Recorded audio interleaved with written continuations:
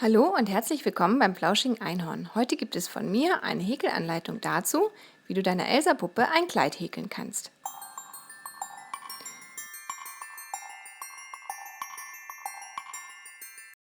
Du brauchst dazu Häkelgarn in hellblau Glitzer und eine passende Häkelnadel. Ich nehme 1.0, ein kleines Stückchen Klettverschluss, also eigentlich brauchst du nur die eine Seite davon, eine Schere, eine Stopfnadel und etwas Tüll. Los geht's mit einer Luftmaschenkette, die lang genug ist, damit sie einmal unter den Achseln um deine Puppe herum passt. Bei mir sind das 42 Luftmaschen.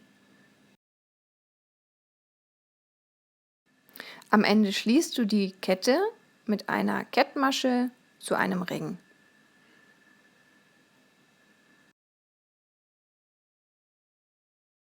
Dann häkelst du feste Maschen in Spiralrunden weiter. Das heißt, wenn du am Ende deiner Runde angelangt bist, häkelst du nicht wie sonst üblich eine Kettmasche, um die Runde zu schließen, sondern einfach weiter häkeln. Also hier bin ich am Ende der Runde und ich häkel einfach weiter. Das Überstehende wird nachher beim Vernähen verschwinden. Dann häkelst du so lange Spiralrunden weiter, bis die Brust deiner Puppe bedeckt ist. Bei mir sind das 3 Runden mit jeweils 42 Maschen. In der nächsten Runde häkelst du 8 feste Maschen.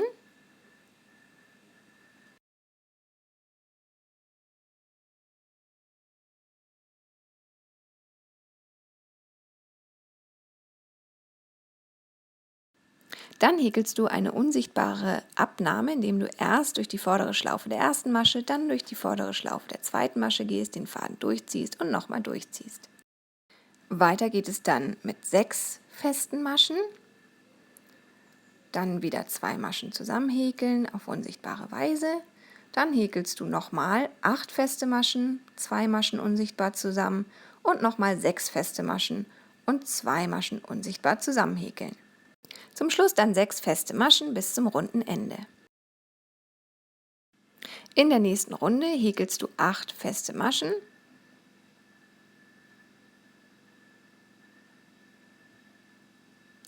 Dann häkelst du 2 Maschen unsichtbar zusammen. Dann häkelst du 5 feste Maschen. Wieder 2 Maschen unsichtbar zusammenhäkeln.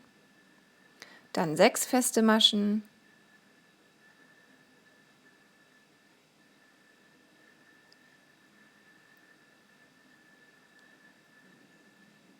Dann wieder 2 Maschen zusammenhäkeln.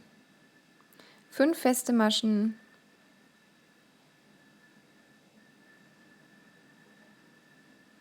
Nochmal 2 Maschen unsichtbar zusammenhäkeln. Und dann noch 4 feste Maschen bis zum runden Ende.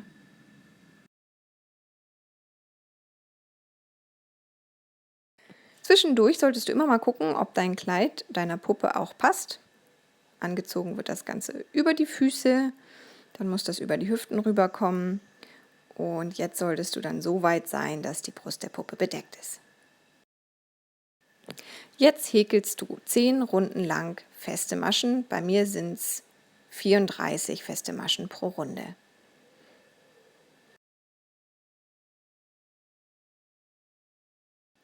Jetzt häkelst du vorne in die Mitte eine kleine Verzierung. Dazu musst du herausfinden, wo die Mitte ist. Einmal zusammenfalten und diese dann markieren. Dann geht's los mit festen Maschen. Und zwar häkelst du so lange feste Maschen, bis du 3 Maschen vor deiner Markierung angelangt bist. Dann häkelst du ein halbes Stäbchen, ein Stäbchen, ein Doppelstäbchen, dazu musst du den Faden vorher zweimal rumschlingen und dann eben auch einmal mehr durchziehen. Dann kommt die Markierung weg und da, wo die Markierung war, kommt ein Dreifachstäbchen hin. Also 3-mal den Faden rumschlingen und dann auch 3-mal durch jeweils 2 Schlaufen durchziehen. Dann kommt wieder ein Doppelstäbchen mit 2-mal rumschlingen und 2-mal durch jeweils 2 Maschen durchziehen. Dann ein normales Stäbchen und ein halbes Stäbchen. Und dann ist die Verzierung zu Ende und du häkelst weiter feste Maschen bis zum runden Ende. So sollte das Ganze aussehen.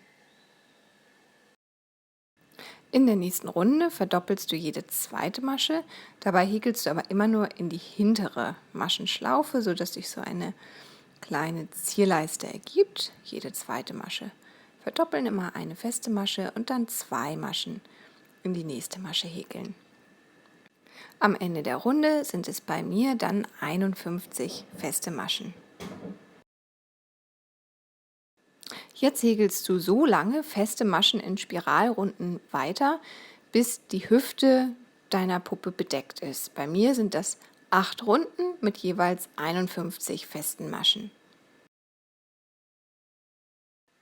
Jetzt häkelst du auf jeder Seite 2 Maschen zusammen und ansonsten häkelst du nur feste Maschen. Ja, an der Seite 2 Maschen zusammen häkeln.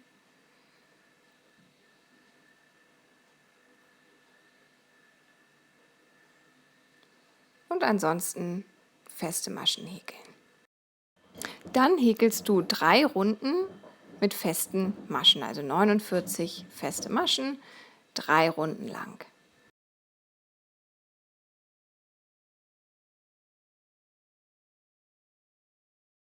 Das Ganze wiederholst du noch 3 Mal, also immer eine Reihe, in der du jeweils 2 Maschen zusammen häkelst, auf jeder Seite eine und dann 3 Runden lang feste Maschen, bis du beim Knie angekommen bist. Bei mir sind dann nur noch 43 Maschen in der Runde übrig.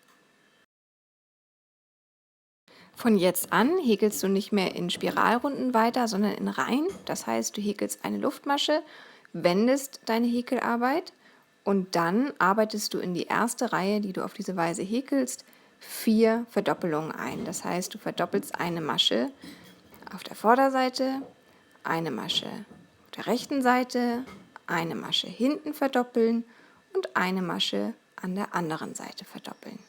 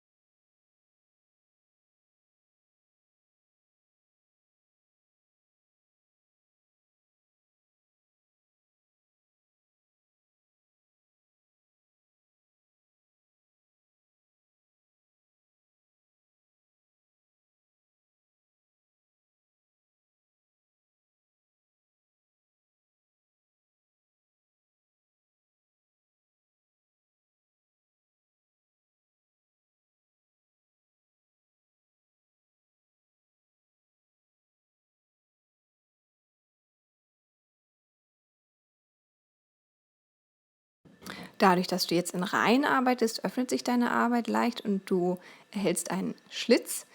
Dann machst du wieder eine Wendeluftmasche und jetzt häkelst du 3 Reihen mit festen Maschen und das Ganze wiederholst du dann noch 4 Mal. Also immer eine Runde mit 4 Verdoppelungen eingearbeitet und dann 3 Reihen feste Maschen, dann wieder eine Reihe mit 4 Verdoppelungen eingearbeitet und dann wieder 3 Reihen mit festen Maschen, bis du kurz über dem Fuß, so am Knöchel ungefähr, angelangt bist.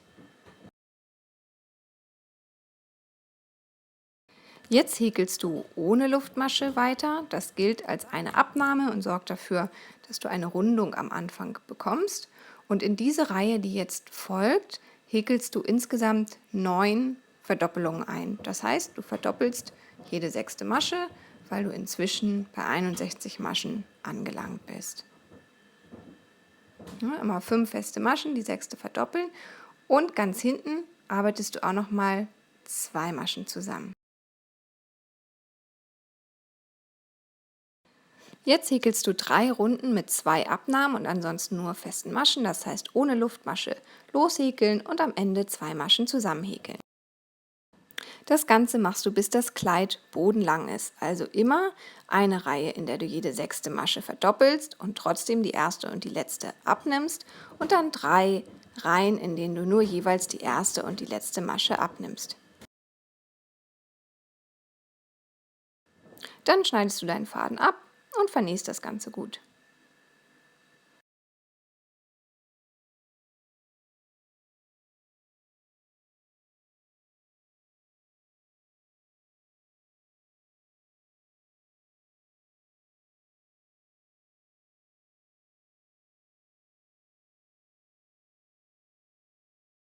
Jetzt nähst du am Rücken den Klettverschluss an, und zwar an 4 Punkten in jeder Ecke.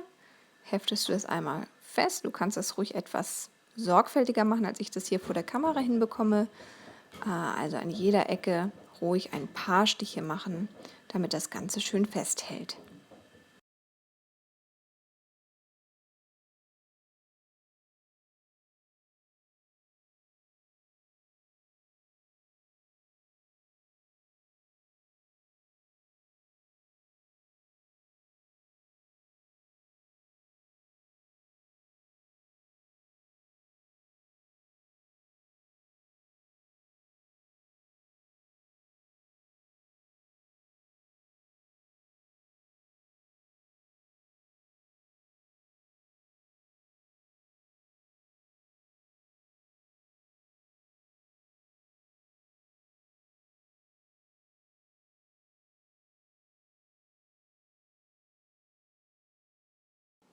Jetzt klettest du den Tüll hinten an.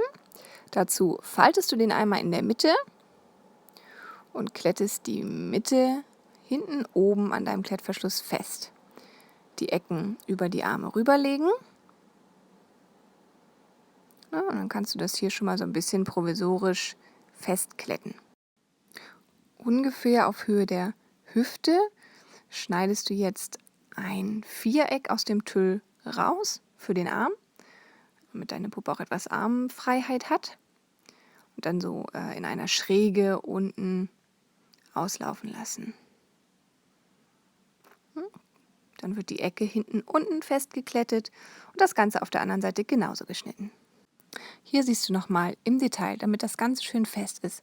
Achte darauf, dass wirklich oben nur ein Stückchen vom Klettverschluss genutzt wird für die obere Kante und klette die beiden Enden, die du vorne an den Armen entlang ziehst, unten am Klettverschluss fest. Und dann klettest du noch die beiden Punkte hinten an den Armen fest.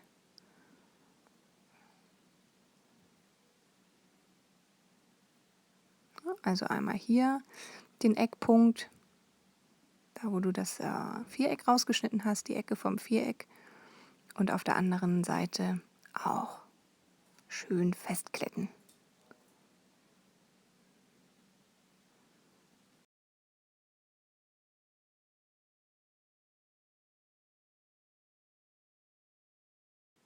Wenn alles schön fällt, dann schaust du, an welchem Punkt der Tüll den Boden berührt, und dann schneidest du in einer geraden Linie vom Kleid eine Runde in den Tüll hinein.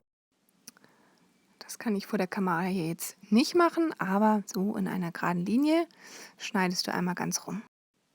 Hier siehst du nochmal, wie die Schnittlinie aussehen sollte, also so, dass es schön fällt und rund ist. Jetzt braucht deine Puppe natürlich noch Schuhe. Darum schlägst du mit der gleichen Nadel und dem gleichen Garn eine Luftmaschenkette an. Bei mir sind es 6 Luftmaschen, so dass die Kette nicht ganz so lang ist wie der Fuß. In der zweiten Runde beginnst du mit 3 festen Maschen in die zweite Masche von der Nadel aus gesehen. Dann häkelst du 3 feste Maschen.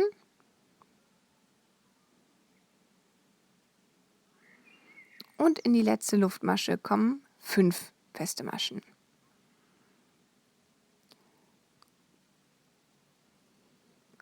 Dann wieder feste Maschen entlang der Seite. Bei mir sind es 3, bei dir können es mehr sein, wenn deine Puppe etwas größere Füße hat als meine.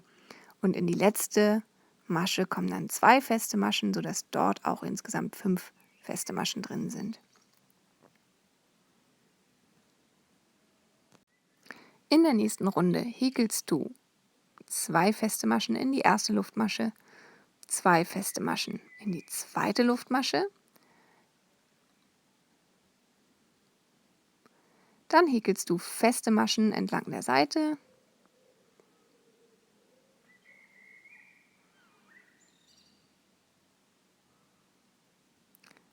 Bei mir sind das 7 feste Maschen und dann verdoppelst du wieder 3 Maschen.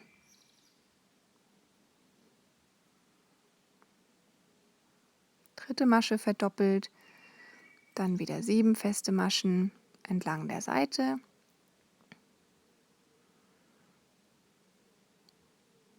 Und am Ende verdoppelst du noch einmal eine Masche.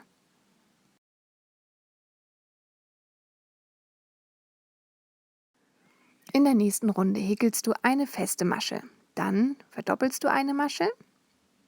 Dann häkelst du wieder eine feste Masche und dann verdoppelst du wieder eine Masche. Dann häkelst du feste Maschen entlang der Seite. Bei mir sind das 8 feste Maschen.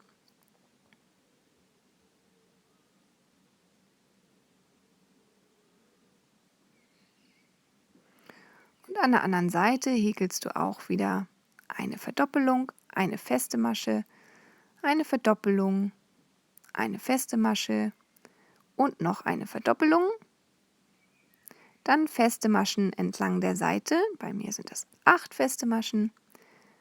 Und am Ende nochmal eine Verdoppelung, sodass du insgesamt 32 feste Maschen in deiner Runde hast.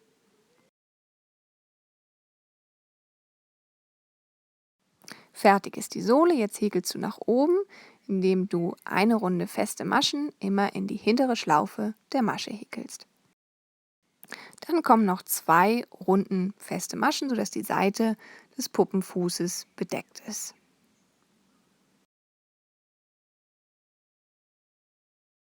Jetzt schaust du, wie die Spitze gestaltet werden soll. Dazu einmal platt drücken und dann feste Maschen bis zur Ecke häkeln. Bei mir sind das 14 feste Maschen bis zur Ecke.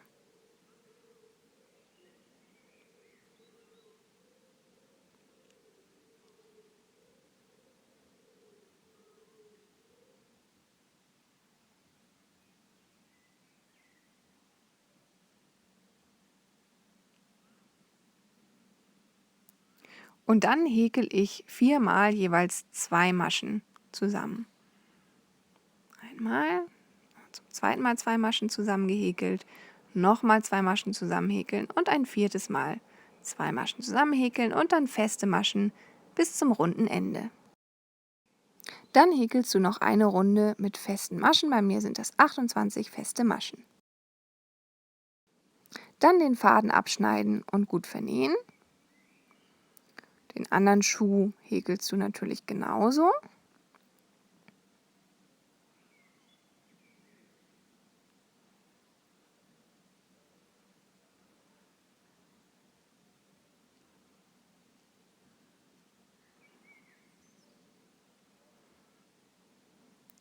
Und dann einfach so auf den Fuß ziehen.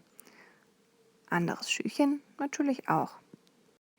Und fertig ist deine wunderschöne Eiskönigin.